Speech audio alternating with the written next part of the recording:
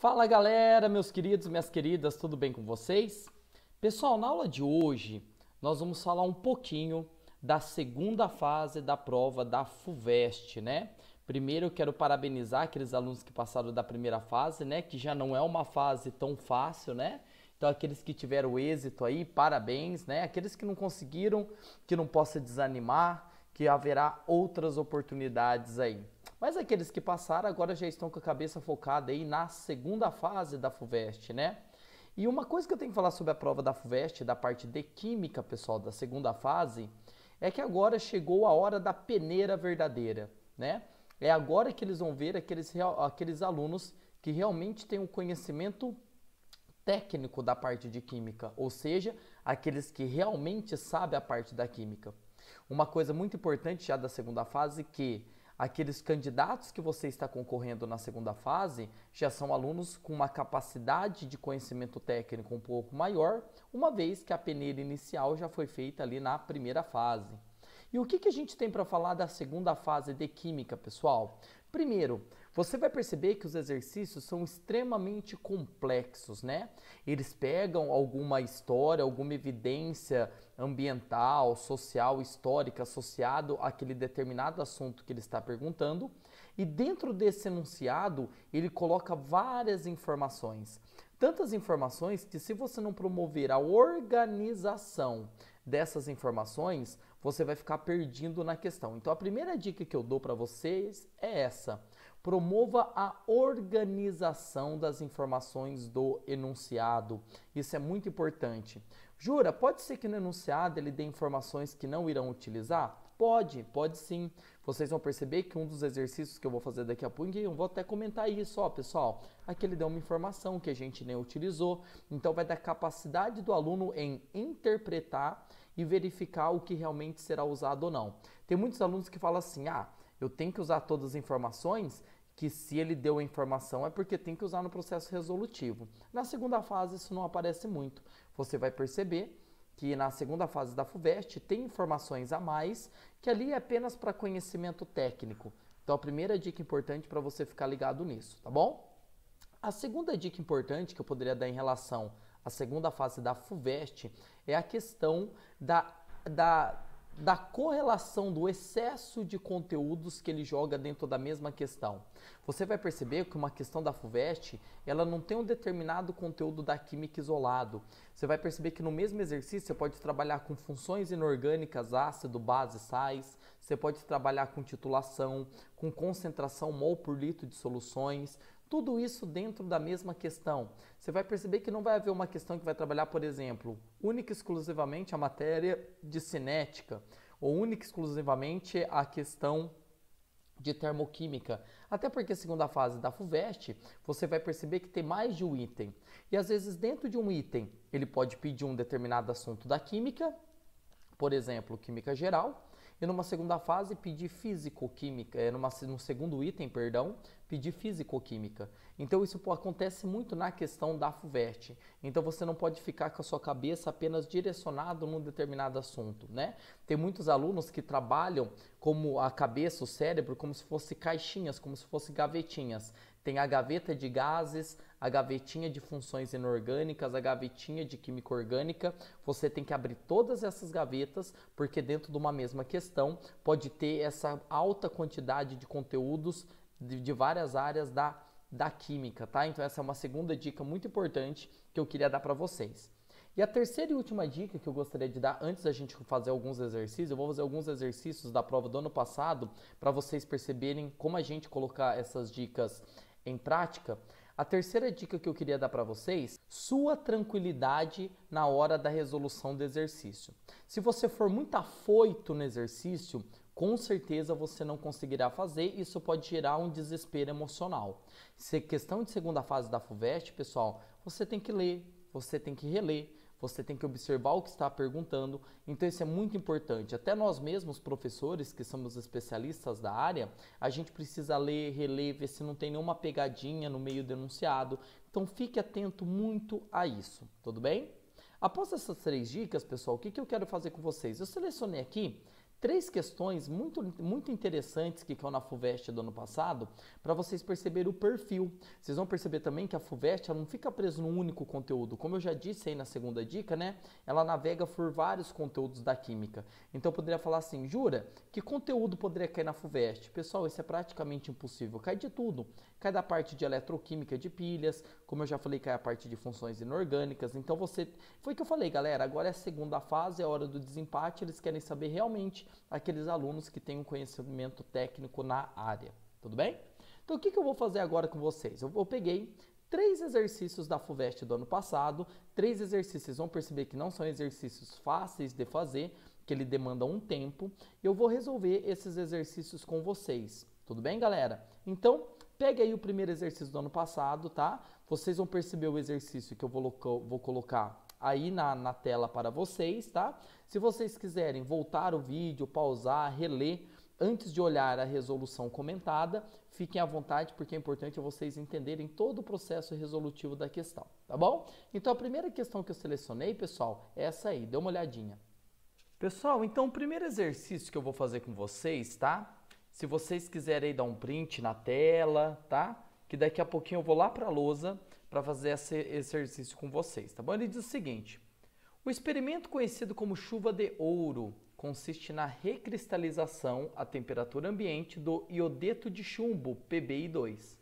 A formação desse sal pode ocorrer a partir da mistura entre nitrato de chumbo, PbNO3,2, e iodeto de potássio, Ki.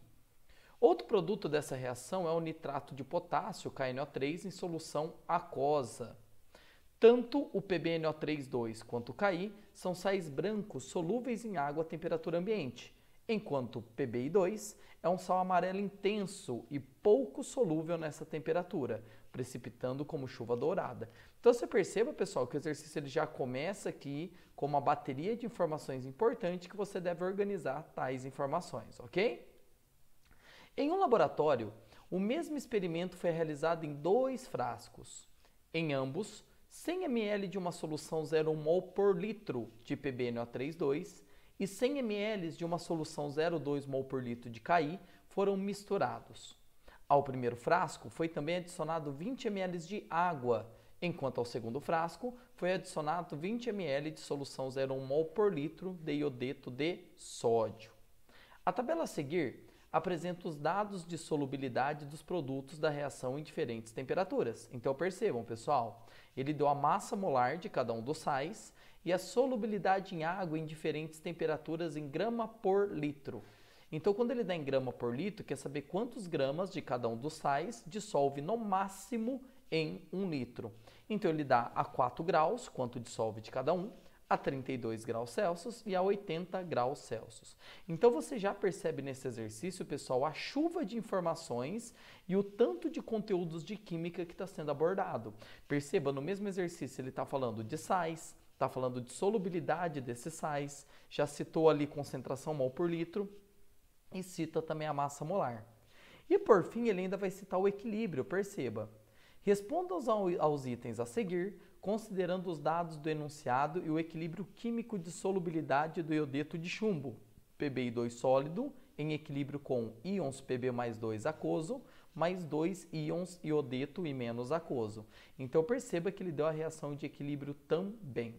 Belezinha, pessoal? Então agora a gente vai ler os itens, o que ele quer, e a gente vai lá para o quadro, para a lousa, para fazer a resolução. Bora lá? Pessoal, muito bem, então. Vamos começar, então, a ler os itens A, B e C no processo resolutivo desse exercício, tudo bem? O item A, ele diz assim, ó. Indique se o procedimento do segundo frasco favorece ou inibe a formação de mais sólido amarelo. Ele fala no segundo frasco, se você leu agora há pouco, que ele adiciona no frasco uma substância chamada iodeto de sódio, NaI, né? Esse composto aqui, ó, NaI sólido. Pessoal, o que devemos perceber? Quando adiciona-se um sal na água, ele sofre um fenômeno chamado dissociação iônica. Na dissociação iônica, esse NaI se quebra em Na aquoso mais e menos aquoso. Comparando os íons do processo de dissociação desse sal e os íons do processo de dissociação do iodeto de chumbo, percebe-se que eles apresentam um íon em comum, que é o íon iodeto, o I-. Isso é chamado de efeito do íon comum. O íon sódio pouco vai interferir nesse equilíbrio reacional. Porém, pessoal, o iodeto vai interferir. De que modo, Jura? Jogando iodeto, eu estou aumentando a concentração de iodeto na solução. Então, está havendo um acréscimo desse íon. Havendo um acréscimo desse íon, um excesso desse íon, o princípio de Le Chatelier nos fala que quando você adiciona uma substância no lado dos produtos, esse equilíbrio se desloca para a esquerda no sentido de compensar esse excesso. Deslocando para a esquerda, eu estou consequentemente aumentando a concentração de Pb2 sólido. Então a pergunta é, indique se o procedimento do segundo frasco favorece ou inibe a formação de mais sólido amarelo. Se ele está indo para a esquerda, ele está favorecendo a produção do sólido amarelo. Então, na segunda fase, você responderia assim, ó, favorece a formação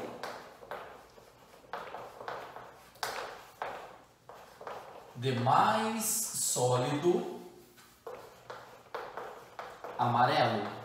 Muito importante, segunda fase, pessoal, você deixar bem claro o porquê dessa sua resposta. Então, favorece a formação de mais sólido amarelo, pois a adição de íons I- desloca o equilíbrio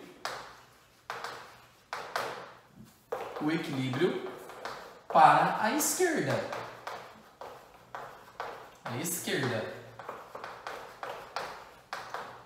Favorecendo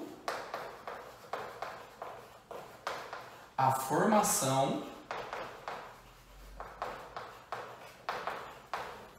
de Pb2 sólido. Perceba, pessoal, que a resposta está bem clara e objetiva em cima da pergunta. A pergunta é só, favorece ou inibe a formação de mais sólido amarelo? Favorece a formação de mais sólido amarelo, ponto. Justificando, pois a adição de íons iodeto desloca o equilíbrio para a esquerda, favorecendo a formação de Pb2.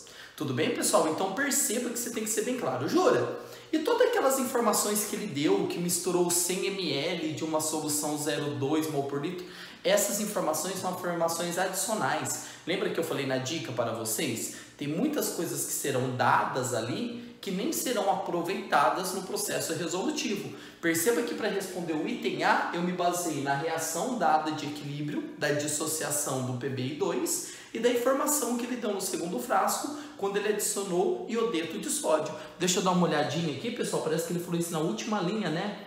Na última linha denunciada é iodeto de sódio NaI. Ele até falou quanto adicionou, mas nem nos importa, importa que adicionou esse sal. Tudo bem?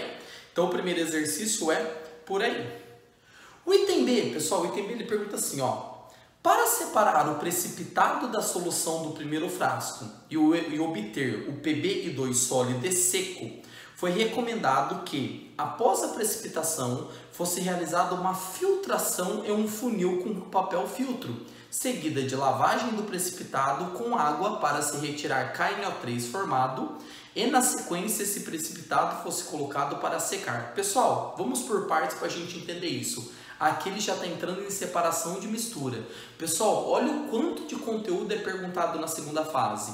Ele fala de dissociação de sais, ele fala de equilíbrio químico, ele fala de concentração mol por litro, agora ele fala de separação de mistura, tudo dentro da mesma questão. Isso é um perfil da segunda fase da FUVEST, tudo bem? Então vamos lembrar a separação de mistura.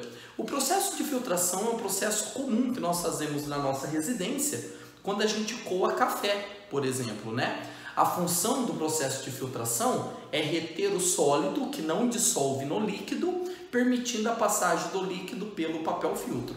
Certo, pessoal? Então, o que ele aconselha fazer? Depois que obteve o sólido puro, filtrar, porque ele vai ficar retido no filtro, e jogar água, porque essa água vai dissolver nitrato de potássio que tiver ali misturado, né? Para ter o iodeto de chumbo mais puro, para que o grau de pureza dele seja maior. E aí ele faz uma pergunta interessante. Nesse caso, para se obter maior quantidade de PbI2, é mais recomendado o uso de água fria a 4 graus ou a 80? Olha que pergunta interessante. Para isso, pessoal, nós temos que recorrer àquela tabelinha que ele deu lá no enunciado que eu mostrei para vocês. E ele fala uma coisa muito interessante. Ele fala que a 4 graus, vamos por entender aqui, ó. A 4 graus, eu dissolvo de PbI2 0,410 gramas desse cara para cada litro. Então, em cada litro de solução, eu tenho 0,410 gramas desse cara. Tudo bem? E a 80 graus, dissolvem-se, porque a solubilidade, dissolvem-se 3,151 gramas para cada litro de solução. Então, eu consigo perceber, pessoal, pelos dados da solubilidade, que esse sal dissolve bem mais em água em temperaturas mais altas do que em temperaturas mais baixas. Concorda comigo? Se o meu objetivo é obter o sólido que não está dissolvido em água, porque se eu jogar água quente, eu vou ter mais sal dissolvido na água e esse sal, por estar dissolvido na água, vai passar pelo papel filtro. Porque sólidos dissolvidos na água passam pelo processo de filtração. Um exemplo disso é quando a gente prepara um café. Se retesse todo sólido, a água embaixo do café não sairia escura, sairia transparente, cristalina, como é a cor da água. A função do filtro é reter apenas sólidos que não dissolvem na água. Estão entendendo o meu raciocínio, pessoal? Então, o que significa? Que quanto mais quente eu usar a água, mais PbI2 vai estar dissolvido nessa água e vai passar pelo filtro. Se o meu objetivo é obter maior quantidade de PbI2, eu tenho que usar uma água fria, porque a água fria vai ter menos sal dissolvido nessa água, retendo mais no filtro. Entendeu, pessoal? Então a pergunta primeira, vamos ser bem objetivo na pergunta. É mais recomendado o uso de água fria ou quente? Então vamos colocar... É recomendado o uso da água fria. Vamos justificar. Pessoal, deixa eu trazer isso aqui para cá, para eu poder escrever ali, senão não vai caber. Deixa eu trazer essa resoluçãozinha para cá. Conseguem ver aí? Consegue, né? Isso, deixa eu apagar ali, para eu poder fazer a resolução aqui, galera. Isso, vamos lá então. É recomendado o uso de água fria, pois em temperaturas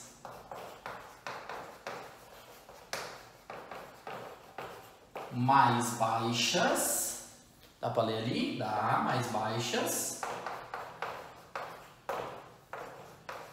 haverá menos PbI2 dissolvido na água.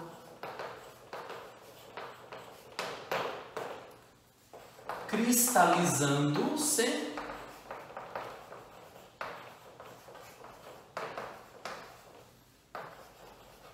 mais sal.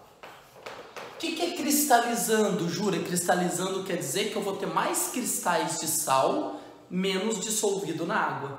Então, é recomendado o uso de água fria, pois em temperaturas mais baixas haverá menos PbI2 dissolvido na água, cristalizando mais sal. ok? Você pode até complementar, se você quiser, dizendo que em temperaturas mais baixas a solubilidade desse sal também é mais baixa, ok? Aumentando a cristalização, mas aí seria uma complementação. Tudo bem, pessoal? Ok? Então aqui está a explicação, tudo bem? Do item B, certinho? E agora nós vamos para o item C, onde, pessoal, ele fala sobre cálculo de equilíbrio químico, né? Nós vamos fazer o cálculo da constante do produto de solubilidade, que ele fala assim, ó, encontre a constante do produto de solubilidade, ou seja, o KPS do iodeto de chumbo a 32 graus. Pessoal, para poder calcular eu preciso um pedacinho da minha lousa, então se alguém quiser copiar alguma coisa, tal, copia aqui, tira um print da tela, deixa eu sair da frente, que eu vou precisar apagar esse pedaço aqui para poder fazer o item C, tudo bem? Então vou apagar, volto rapidinho, beleza? Muito bem, pessoal, voltamos aqui, beleza? Então o item C, pessoal, ele pede para calcular o KPS. Primeiro de tudo, KPS é uma constante de equilíbrio. E toda vez que promove-se o cálculo de uma constante de equilíbrio, a gente sabe que a expressão algébrica padrão das constantes de equilíbrio é produto sobre reagente. Produto é o que está à direita da seta, reagente é o que está à esquerda, então a expressão KPS ficaria assim. KPS é igual, quem que são os produtos? PB mais 2 vezes I menos elevado ao quadrado. Jurar, por que você elevou ao quadrado? Porque na regra do cálculo da expressão algébrica da constante de equilíbrio, você deve elevar, a ordem da reação deve se elevar ao coeficiente estequiométrico. Então, como aqui na frente é 2, eleva a 2. Se fosse 3, elevaria a 3, ok? Sobre o reagente. Mas a gente precisa lembrar que nos cálculos da constante de equilíbrio, sólidos não entram na expressão, porque eles pouco interferem no processo reacional. Então quer dizer que eu colocaria sobre PbI2 caso ele não fosse sólido. Por ser sólido, ele não entra no processo resolutivo. Tudo bem, pessoal? Então essa seria a expressão para a gente calcular a constante do produto de solubilidade. Porém, na linguagem da química, colchete significa mol por litro.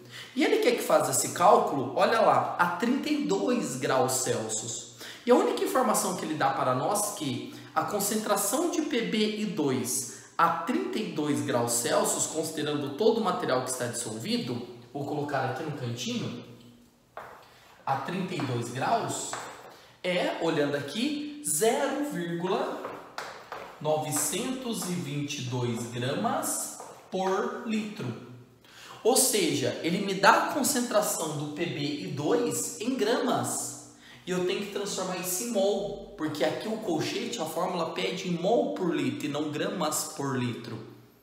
E como eu transformo grama em mol? A partir da massa molar que ele deu na tabela. Se você estiver vendo sua tabela aí, pessoal, na segunda coluna ele dá a massa molar do PbI2, que é 461 gramas por mol. Então, que relaçãozinha eu posso fazer?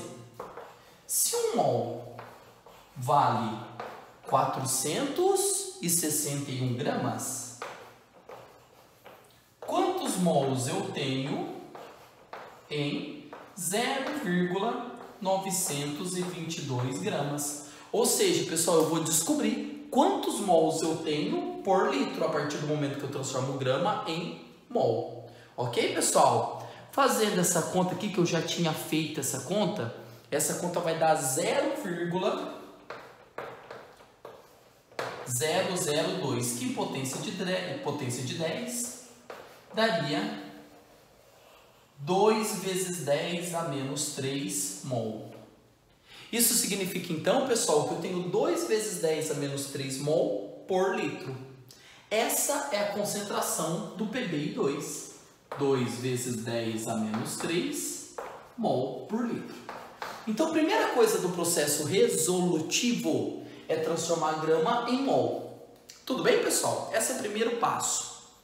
Agora, estequiometricamente falando, eu consigo descobrir o valor dos dois, porque se o enunciado não fala nada, subentende-se que a dissociação é 100%.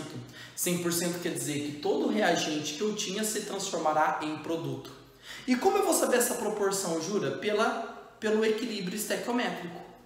Aqui eu tenho 1 mol, aqui eu tenho 1 mol, aqui eu tenho 2 mols. O que significa matematicamente falando? Que se aqui a proporção é 1 para 1, 2 vezes 10 a menos 3, aqui eu também tenho 2 vezes 10 a menos 3 mol por litro. E se a proporção aqui é 1 para 2, é o dobro. Então 2 vezes 10 a menos 3 vira 4 vezes 10 a menos 3. Então, gente, perceba que a proporção é 1 para 2, é o dobro. Então 2 vezes 10 a menos 3 vira 4 vezes 10 a menos 3. Pronto! A partir do momento que eu acho o valor dos íons, é só substituir na fórmula e calcular. Então vai ficar assim, ó. KPS é igual. Concentração do Pb mais 2. 2 vezes 10 a menos 3. Concentração do I-, 4 vezes 10 a menos 3 elevado ao quadrado. Fazendo essa conta vai ficar 2 vezes 10 a menos 3, 4 elevado ao quadrado, 16, vezes 10 a menos 6. KPS dará 2 vezes 16, 32, vezes 10 a menos 9, onde ajustando a potência de 10, sempre é muito importante, pessoal, potência de 10, o número antes da base 10 ser um número de maior que 0 e menor que 10, né? Então a gente vai ajustar isso aqui para 3,2. Andou uma casa para a esquerda, o expoente sobe de menos 9 para menos 8. Aqui está a resposta do constante do produto de solubilidade. Aconselho não pôr unidade nas constantes, pessoal, porque a unidade é facultativa. Não há uma exigência muito grande para você trabalhar com as unidades nos cálculos de equilíbrio. Tudo bem? Pessoal, então aí está feito os itens A, B e C para vocês, tudo bem? Perceba que todas as dicas que eu dei no começo, ou seja, várias informações, interpretação, um monte de conteúdo dentro da mesma questão, teve validade aqui. Tudo bem? Perceba, pessoal, que é uma questão difícil a segunda fase, é o momento da peneira. E agora a gente vai fazer o exercício 2, o segundo exercício que eu escolhi para a nossa aula. Acompanhei o enunciado. O médico Krebs e o químico Leinen foram laureados com o Prêmio Nobel de Fisiologia e Medicina em 53 e 64, respectivamente, por suas contribuições ao esclarecimento do mecanismo do catabolismo de açúcares e lipídios, que foi essencial à compreensão da obesidade. Ambos lançaram mão de reações clássicas da química orgânica, representadas de forma simplificada pelo esquema, que mostra a conversão de uma cadeia saturada em uma cetona, em que cada etapa é catalisada por uma enzima específica. Pessoal, uma coisa importante que ele já fala no exercício, né? Ele fala que o produto final é uma cetona, isso vai ser muito importante para o processo resolutivo, ok? Então aqui nós temos todo o processo reacional e vamos aos itens para ver o que cada um pede, beleza? Bora lá! Pessoal, então vamos lá ler o item A. Ele diz o seguinte: complete no espaço determinado na folha de resposta a fórmula estrutural do produto 4, formado pela oxidação do álcool, representado na figura 3. Então, pessoal, ele deu essas reações, ele chamou aqui de composto 1, 2, 3 e 4. E ele dá uma dica muito importante, por isso eu dei lá na dica que você precisa interpretar, reler o que a segunda fase da FUVEST nos pede, tudo bem? E ele deixa bem claro no enunciado, se você até quiser voltar o vídeo e dar uma olhadinha, que o produto 4 trata-se de uma cetona. Cetona. E ele dá uma outra dica importante falando o quê? Olha lá, ó, o produto formado, então, ou seja, a cetona formada pela oxidação do álcool.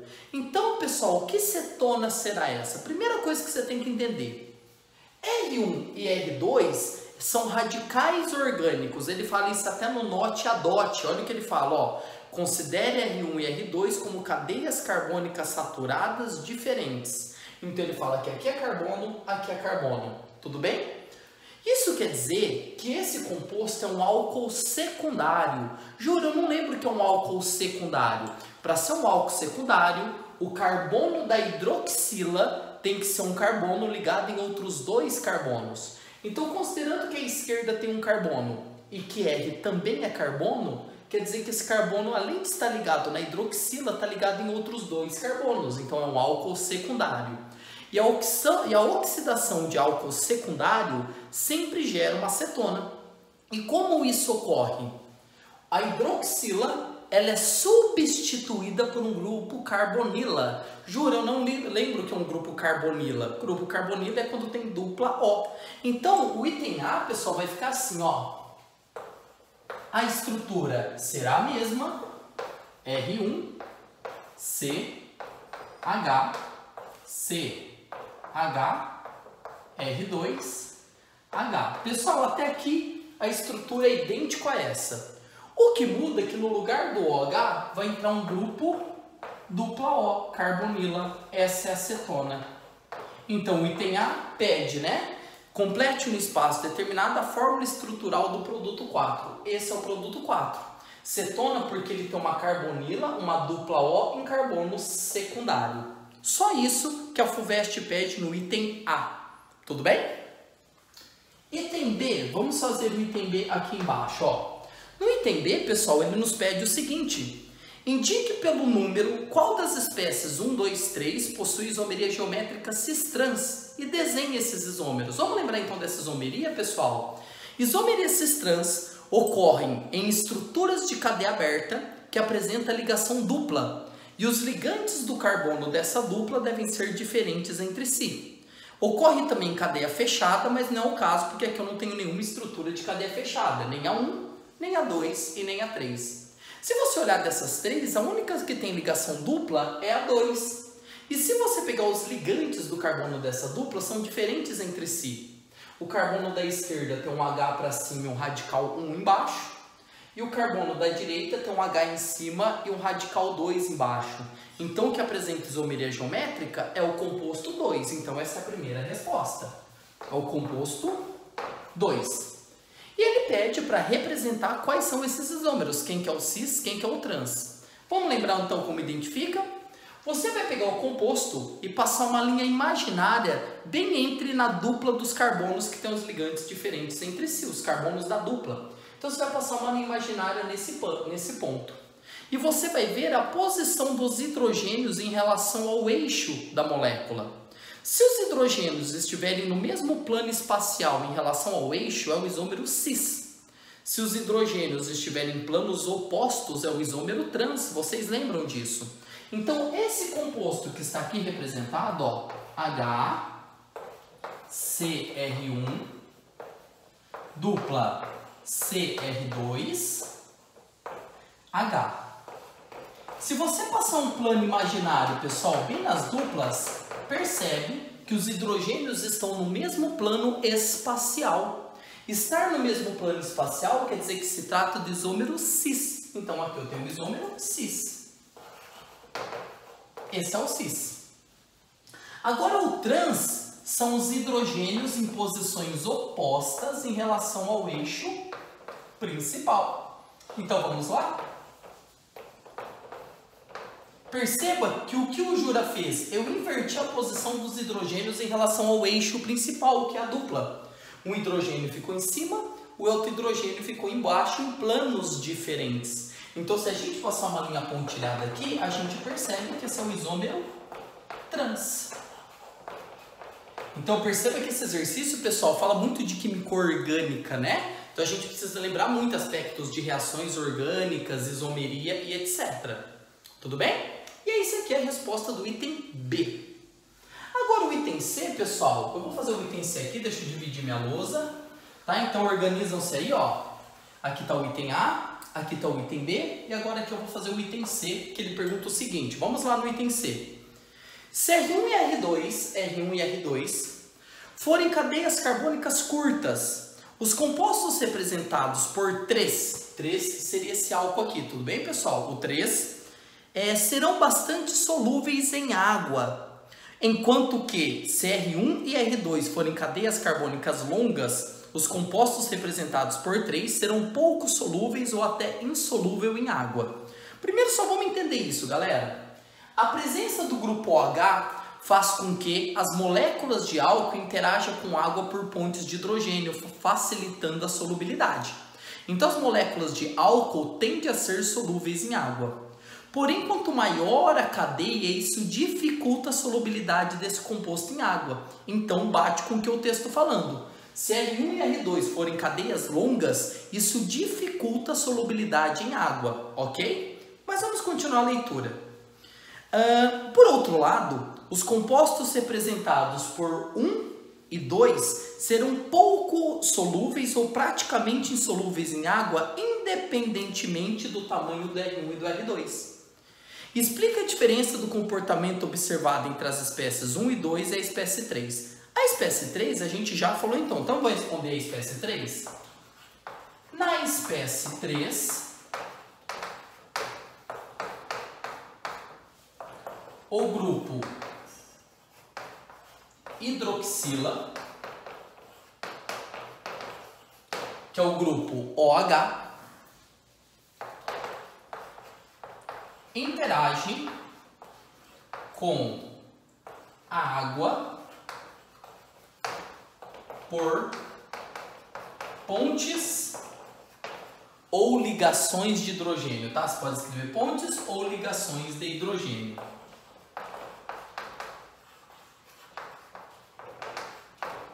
Porém, conforme aumenta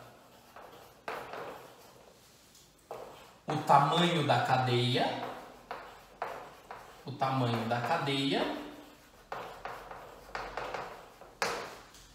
dificulta a interação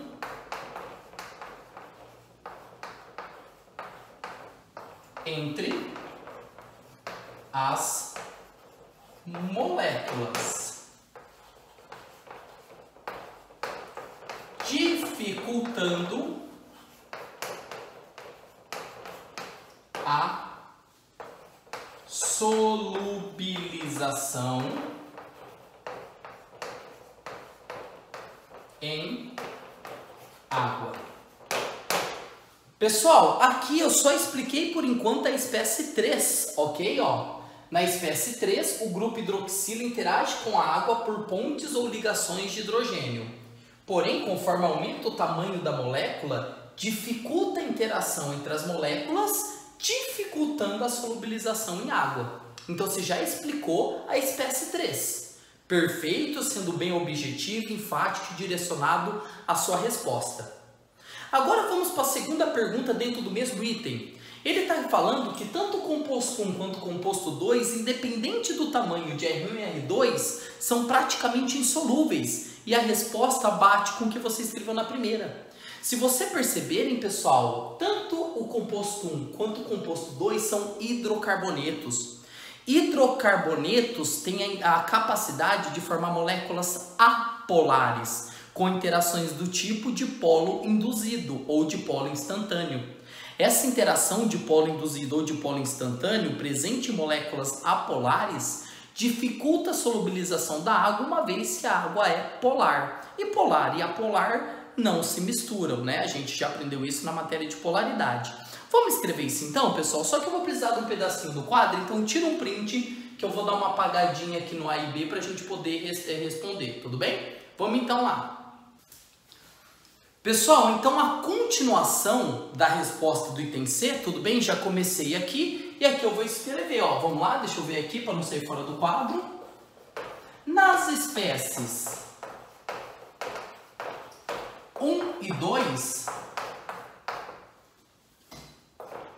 observam-se hidrocarbonetos que são moléculas apolares e interagem por... Aí você pode pôr por dipolo induzido, por dipolo instantâneo, até por forças de Van der Waals, tá? Interage por dipolo induzido. O que praticamente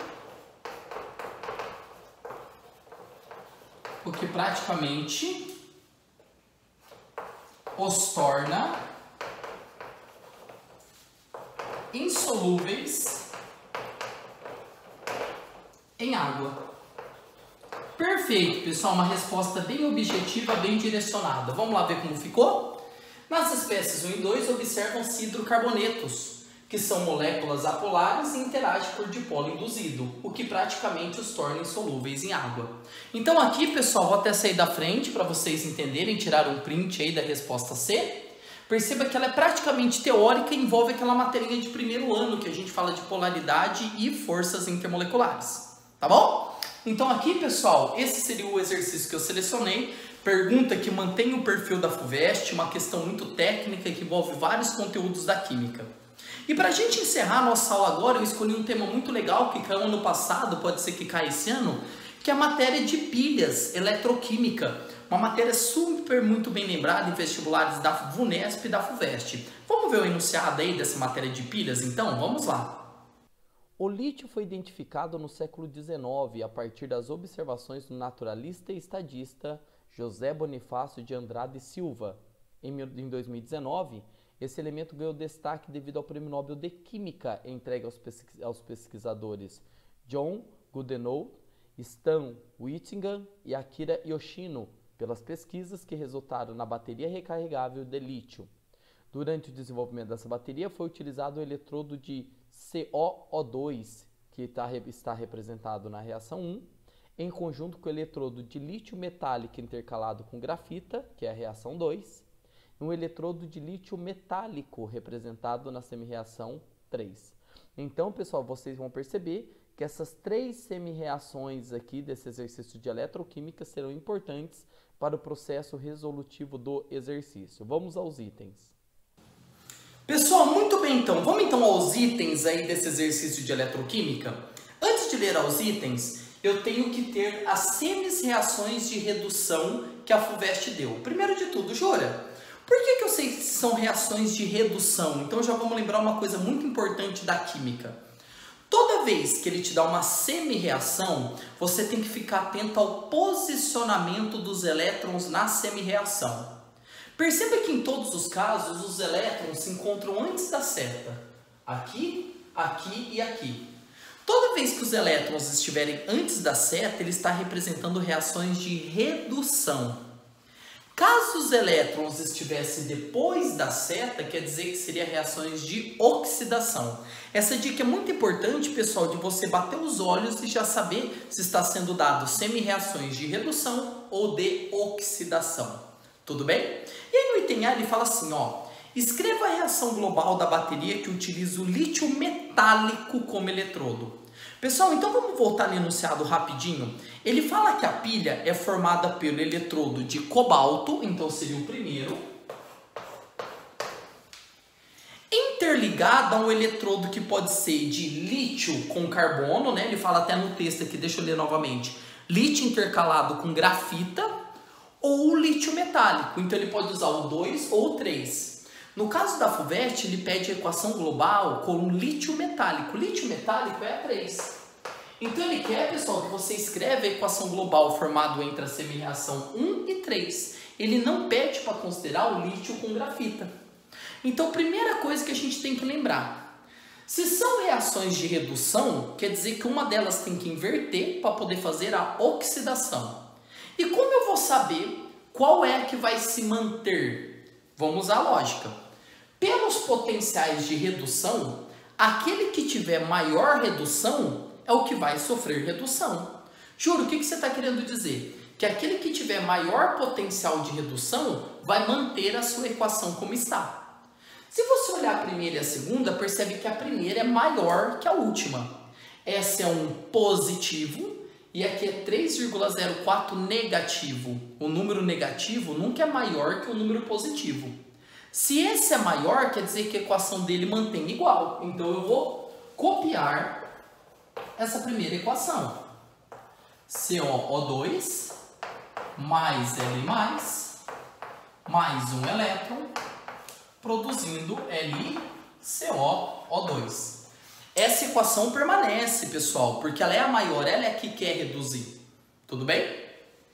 Em contrapartida, o que tem potencial menor tem que oxidar, porque a preferência, a prioridade é que tem maior redução para reduzir. Quem tem menor redução vai oxidar. E para que esse cara oxide, tem que fazer o quê? Que a equação dele inverter. Inverter significa que o Li vai passar para o reagente e para o produto vai passar o Li mais um elétron.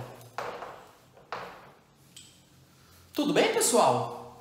Muito bem. Montando a equação global, o que eu preciso lembrar? Que na equação global, os elétrons obrigatoriamente têm que se cancelarem, desde que estejam em lados opostos em quantidades iguais. Se você perceber, você tem um elétron antes e um elétron depois da seta, você pode cancelar. E você até pode também cancelar o Li+, porque eu tenho Li+ antes da seta e Li+ depois da seta.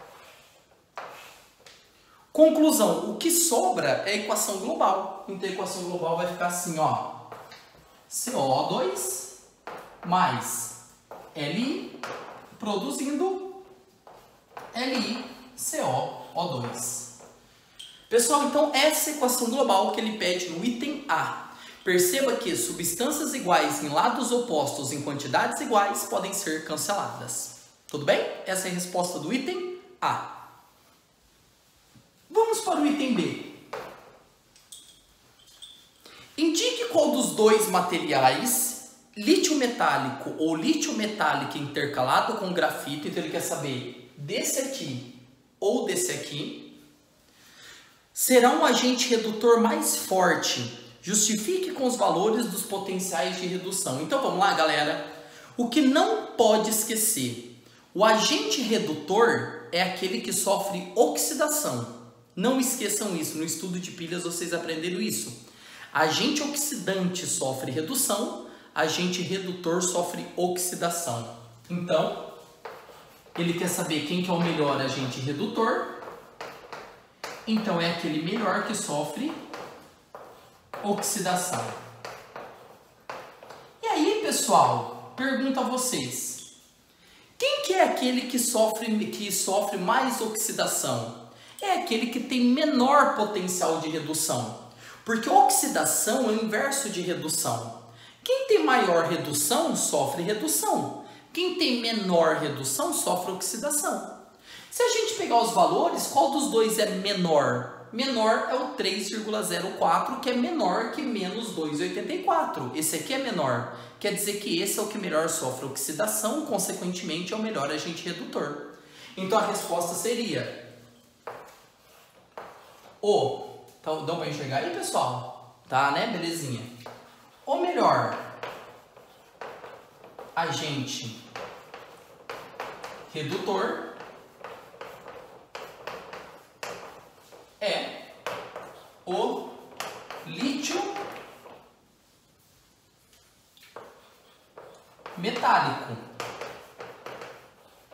E a justificação é bem simples. Por apresentar menor potencial de redução. Ou seja, o que tem menor potencial de redução é o que melhor oxida, consequentemente o melhor agente redutor. Então o melhor agente redutor é aquele que tem menor potencial de redução. Tudo bem, galerinha? Então aí está a resposta do item A, do item B. Preciso que vocês tirem um print da tela, que eu vou ter que apagar o quadro para resolver o item C, que você vai ver que o item C foge um pouco da matéria de eletroquímica, é dentro do mesmo texto, mas foge da matéria de eletroquímica, tudo bem? Então tira o seu print, que eu vou apagar o quadro para a gente poder fazer o item C. Bora lá! Pessoal, bora no item C, que ele fala assim, ó, vamos lá. Em 1800, José Bonifácio descobriu o mineral petalita, de fórmula XAlSO2. Perfeito. Na qual X é um metal alcalino.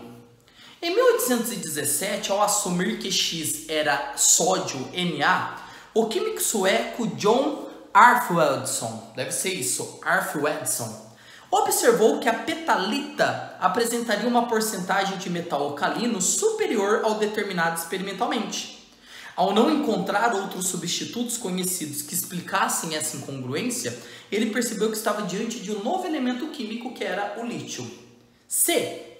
Explique mostrando os cálculos como a observação feita por Arthur-Edson permitiu descobrir que o elemento novo era o lítio. E aí a FUVEST dá um note a dote para a gente. Ele dá as massas molares de cada um e fala que a porcentagem massa de Al na petalita é de 8,8%. Pessoal, então a primeira coisa que eu tenho que fazer nesse exercício é, eu vou colocar aqui a fórmula da petalita, né? Ele fala que é XAlS4O10. Ok? Tudo bem até aí? Pessoal, importante, ele dá uma dica muito legal. Ele fala que só de alumínio corresponde a 8,8% da massa total da molécula. E segundo o note a dote da FUVEST, o alumínio pesa 27 gramas. Horas.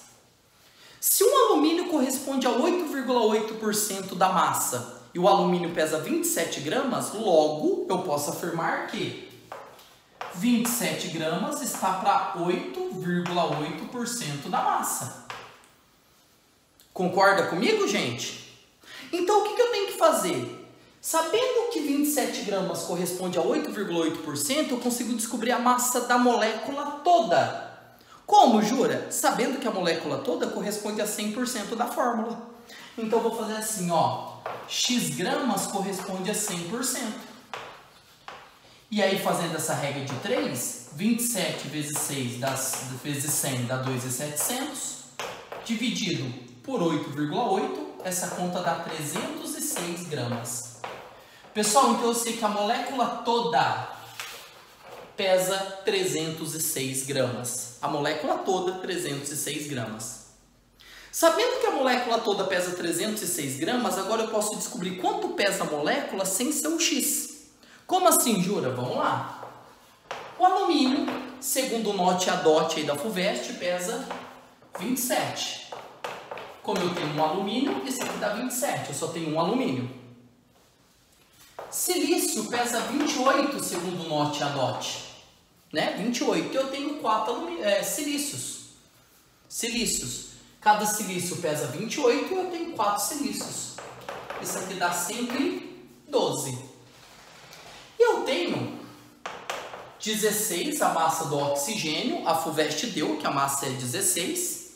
E eu tenho 10 oxigênios, olha aqui na fórmula, ó, 10 oxigênios, isso aqui dá 160.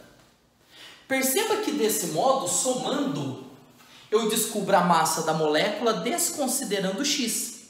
Fazendo essa conta, pessoal, essa conta dá 299.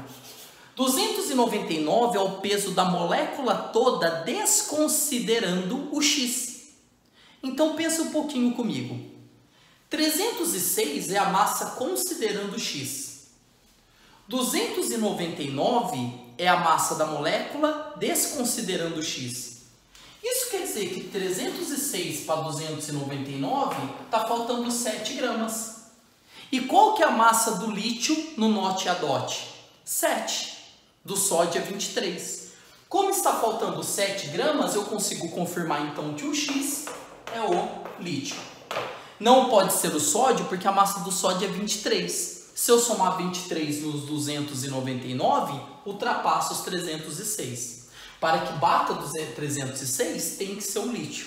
E essa é a resposta demonstrando com cálculos como ele chegou a essa determinação. Tudo bem, pessoal? Então pode tirar um print do item C. Perceba que todas as dicas que eu dei para vocês de hibridização, né, embaralhamento dos conteúdos de química, interpretação de enunciado, tudo isso é muito bem observado nas questões da FUVEST. Pessoal, fico por aqui, espero ter ajudado de alguma maneira. Estou torcendo de coração para o sucesso de vocês. Muita calma, muita tranquilidade e que Deus abençoe aí vocês nessa prova tão concorrida da FUVEST, a você realizar seus sonhos e objetivos, tá bom? Um beijo do Jura, fiquem com Deus e até a próxima. Vai com tudo!